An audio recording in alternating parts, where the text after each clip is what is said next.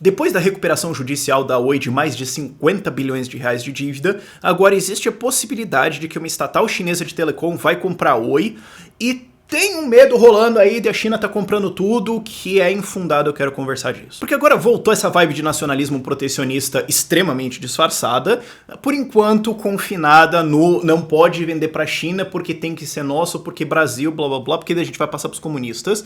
E isso é infundado porque você não pode só olhar, é muito miopia de análise econômica você só olhar quem tá comprando. Ah, não, mas o governo chinês vai comprar. Ué, mas isso seria totalmente irrelevante se a gente tivesse um mercado livre que funciona e não tivesse uma indústria cartelizada pela Oi e tivesse concorrentes e tudo mais. Então quem tem essa empresa seria irrelevante porque tem várias outras. Se ela fizer alguma palhaçada, ela que se exploda. Agora, se você só ficar olhando a China vai comprar ou não, o que vai acontecer? Você vai cair naquela miopia de análise política econômica, de vamos resolver só e unicamente só o problema que tem na nossa frente, da maneira que parece conveniente agora, sem olhar para frente ou para trás. Então o que acontece? Você vai acabar com o que é o Brasil, que é um empilhado de garranchos pragmáticos, realistas, olhando para a situação como ela é hoje, sem olhar para utopias e ideologias. Você tem esse discurso super bonitinho, que vai acabar criando uma montanha de garranchos e arremendos políticos e econômicos gigantescos, que uma hora vai rebostear tudo e vai pro chão, não vai funcionar, e a galera vai falar, não, mas é que agora nós temos que ser realistas e pragmáticos e pensar nessa situação. Entendeu? O ciclo vicioso da coisa. Então vamos conversar um pouquinho sobre a história. Porque é o seguinte, caso você não saiba, a Oi meio que deu uma falidinha. A recuperação judicial deles, eu tenho anotado aqui, cadê? 65,4 bilhões. Eu falei mais de 50.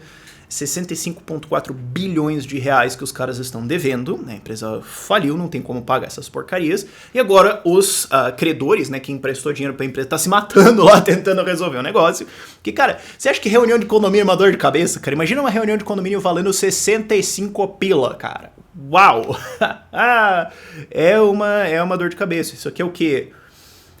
2 Eletrobras, talvez, como vai ser privatizado o valor. É uma violência, cara. É uma violênciazinha esse valor. Imagina a treta que tá sendo. Porque daí os acionistas querem fazer isso, os credores querem fazer isso, ninguém consegue concordar em alguma coisa, a coisa não está andando, e uma estatal chinesa entrou aqui no Brasil, abriu um escritorinho lá em São Paulo e tá falando assim, talvez eu queira comprar essa porcaria aí, né? Agora vamos analisar o problema um pouco mais, ok? Primeiro, como é que a Oi chegou nessa história toda? É bom lembrar que a Oi é uma cria do lulismo. O antagonista resumiu a Oi muito bem em dizer que a Oi ia ser a JBS da Telecom. Inclusive, o José Dirceu está envolvido num esquema de pagamento de propina de 50 milhões de euros, ok? De dinheiro de verdade, né? Esse realzinho aí que você usa. De euros numa negociação entre a Oi e a Portugal Telecom. E esses 50 milhões de euros foram pagos lá numa conta, seriam pagos, supostamente, né? Numa conta lá do PT lá em Macau, na China, China de novo, pra fazer rolar a coisa. Então, a Oi não é uma cria de livre mercado. Se a gente tivesse um livre mercado, livre concorrência no Brasil, esse problema sequer existiria. Segundo, por que as negociações não estão saindo, certo? Por que tá entrando essa coisa da China pode comprar? Porque as negociações estão entravancadas. Por quê? Bom, porque, como eu já falei, naturalmente é uma negociação muito problemática. Sim, ninguém tá negando isso. Com a Anatel na mesa. A Anatel exigiu estar na mesa da negociação, de ver quais são as propostas, o que vai ser negociado, o que não vai, o que é, o que não é. E disse que a Anatel não tem poder de veto na negociação, mas todos os diretores têm que ver quais são as propostas e daí vão opinar sobre isso. Então, como é que tá acontecendo essa coisa? Eu não ouso nem querer insinuar o que vai acontecer lá dentro. Mas é difícil acreditar que é só assim, a Anatel tá só como consultivo na mesa, eles não decidem. É meio complicado aí. É uma história um pouco complicada. E você tem a Anatel em cima dizendo, não, é que a gente não quer que as outras telecoms comprem, porque daí vai dar concentração de mercado. O que nunca seria um problema no livre mercado. Literalmente, não tem como um cartel ou um monopólio funcionar no livre mercado. Desafio, me mostre um. Não tem exemplo histórico. Mas enfim, não seria um problema. Mas, enfim, eles falam, os outros não podem comprar, mas a gente também não gosta dessa solução. Essa solução também não pode ser. Essa solução a gente também não gostou. Bom, aí ela travanca a negociação mesmo, aí é difícil. E a Anatel tem um histórico, velho, tem um histórico de embolar as coisas no Brasil. Por exemplo, tem um caso lá nos Estados Unidos, onde a AT&T, que é uma empresa de telecom americana, que aliás, inclusive, cresceu com várias proteções e várias cartelizações protegidas pelo governo, dadas pelo governo, ela comprou a Time Warner lá nos Estados Unidos, o que significa que aqui no Brasil, a Sky, que é da Time Warner, foi comprada pela AT&T, mas ela é uma empresa internacional de telecom, e tem umas burocracias e regulações aqui que diz que não pode, então a Anatel entrou com o CAD, Comitê de Administrativo de Defesa Econômica, embargando o negócio todo, não pode fundir, não pode fazer isso, não pode nada, quer dizer, não pode fazer porcaria nenhuma, né, ô saco? Aí é difícil, né, campeão? Aí é difícil empreender nesse país, né? Por isso que essa negociação não faz e entra a possibilidade de uma chinesa vir aí e resolver o troço inteiro. Quer dizer, se fosse mais fácil resolver, inclusive se as leis de falência e negociação empresarial no Brasil fossem mais fáceis, talvez esse problema sequer nem existiria. E a Oi sequer existiria se não tivesse intervenção estatal. Mas calma, fica pior. Porque a gente pode fazer uma outra pergunta aqui. Escuta aqui. A Oi faliu. Então tá no mercado, tá barato. A gente tá numa época no mundo, macro mundo, ok? Onde crédito é muito fácil. Agora 2017 tá começando a dar uma apertadinha, 2018 vai começar a ficar um pouco melhor, mas um pouco pior, aliás, em crédito, mas 2016 vai a farra de crédito, cara. E ainda na Europa aí, qualquer babaca, qualquer empresinha besta consegue crédito. A gente tá numa época onde você vê nos Estados Unidos, na Europa, no Japão, empresas fazendo investimentos bilionários, porque qualquer babaca consegue comprar crédito, consegue adquirir crédito, porque os bancos centrais estão manipulando tudo pro chão. Então, numa era em que tá fácil você comprar qualquer coisa, e numa era onde você tem uma empresa, que é a Oi, estourada no Brasil, barato, numa empresa de telecom, num país como o Brasil, com 200 milhões de habitantes, que adora celular, por que ninguém quer comprar essa porcaria? É muito fácil agora, em qualquer lugar do mundo, várias empresas pelo mundo conseguirem crédito para fazer junto uma, duas, ou às vezes uma só consegue, e consegue comprar uma empresa de celular no Brasil, 200 milhões de habitantes, com proteção estatal, quer dizer, com a Anatel ainda para cartelizar o mercado, quer dizer, não só você tem uma empresa boa, uma empresa já instalada, feita, grande aceitação, legal, público bom, mas o governo até garante que não vai ter concorrência com a Anatel, porque não sei se você sabe historicamente, a agência de regulação serve para regular, para cartelizar mercado. A função dela é impedir a concorrência e proteger, cartelizar a indústria com proteção estatal. Essa é a história das agências de regulação. Então, por que ninguém quer um filé desses? Porque Brasil. É simples. Brasil é tão Brasil que a única empresa que acha que pode ser uma boa ideia comprar isso é literalmente uma estatal comunista. Eles olham e falam, empreender no Brasil pode até ser uma boa ideia. O resto olha e fala, mano, eu não quero ter a ver nada com essa história aí.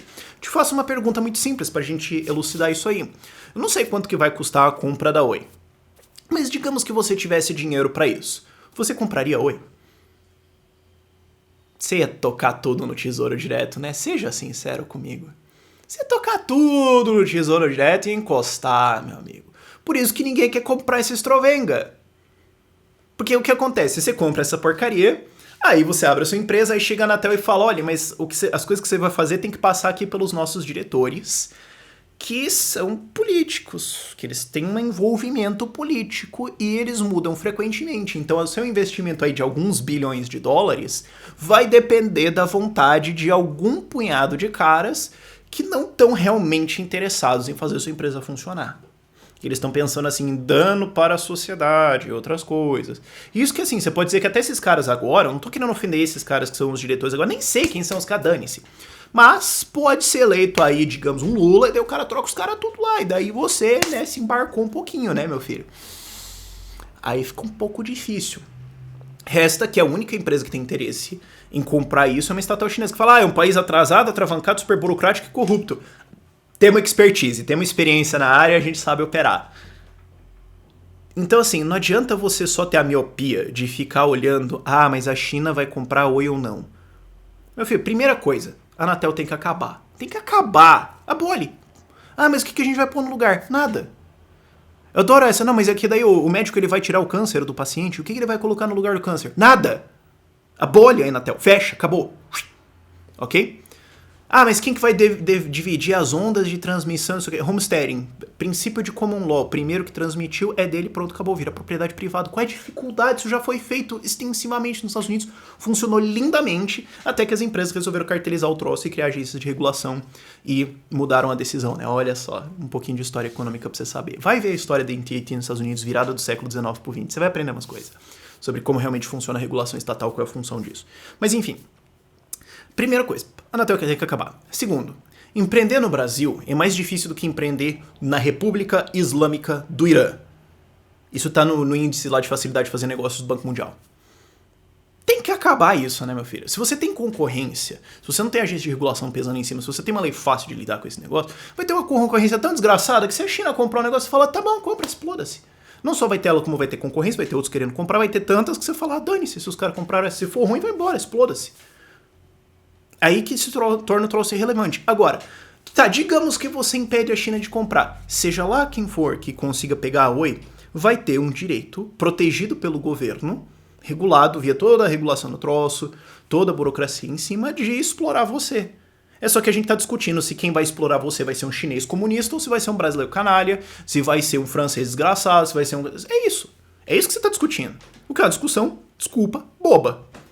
É uma miopia gigantesca de não entender a questão. Ah, mas a China vai comprar ou não? Mas no fim das contas, exploda-se. O que importa é a regulação que vai proteger esse negócio ou não. Se ele não for protegido, dane-se quem é o dono, cara. A pastelaria de um chinês, você se importa? Não. Ah, porque você fala, mas é que a pastelaria não pode fazer nada na economia. Porque não é protegida, né, meu amigo? Porque não tem uma agência de regulação da pastelaria que força você a comprar um negócio e impede a entrada. Tá entendendo o problema? Enfim. Links na descrição para você entender melhor a situação, todas as fontes e tudo mais. Por esse vídeo é isso. Tchau, tchau.